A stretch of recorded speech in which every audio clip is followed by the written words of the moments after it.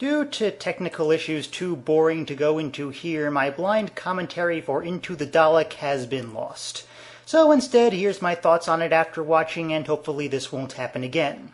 First of all, I have to say that I fully understand that there are real-life copyright issues regarding the Daleks, and they have to use them every season or they'll never be able to use them again, or at least not without a ton of painful legal wrestling that no one wants to do.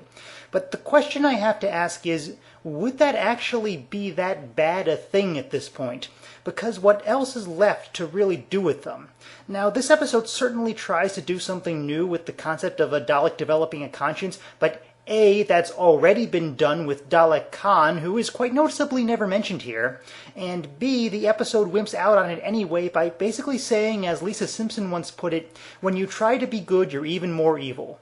One of my statements in the commentary early on was that I had no idea where the story was going, which I later had to amend to that being because I just assumed it would go somewhere even just a little less predictable than where it ended up. Now, that's not to say even the idea they went with is completely unsalvageable, but the whole thing is really awkwardly written. I completely lost track of all the times one person in a scene is made into a complete idiot so someone else can explain to them what's going on, like Moffat thought there was no way we could keep up with the story unless he held our hands the whole way. But really, none of that is the big problem with the episode. By this point, I basically learned to ignore things like this if the story's good enough. Now, what really sinks the episode for me is, I should start by saying I'm an American, and I'm well aware that England has a very different view on guns than America does. The police don't carry them, and the penalties for illegally owning one are much higher. And I'm really going to try not to just come off as some ranting gun nut here, so let me put it this way.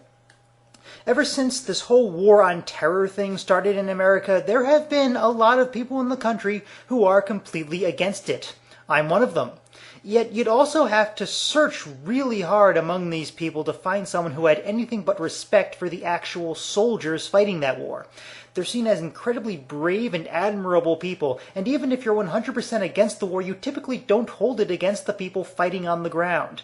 And that's not at all what this episode seems to be saying. From beginning to end, it gives a message that soldiers are evil and deserving of nothing but our contempt. And nowhere is this clearer than the scene where Journey asks to become the Doctor's new companion, and he turns her down just because she's a soldier.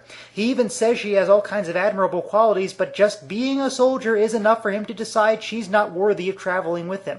So the message comes through loud and clear. Even if you have sympathy for what someone who became a soldier could have been, who they actually are is unredeemable and puts a black mark on their soul that can never be erased. And I really don't think you have to be someone like Joe the Plumber to think that stance is really, really messed up.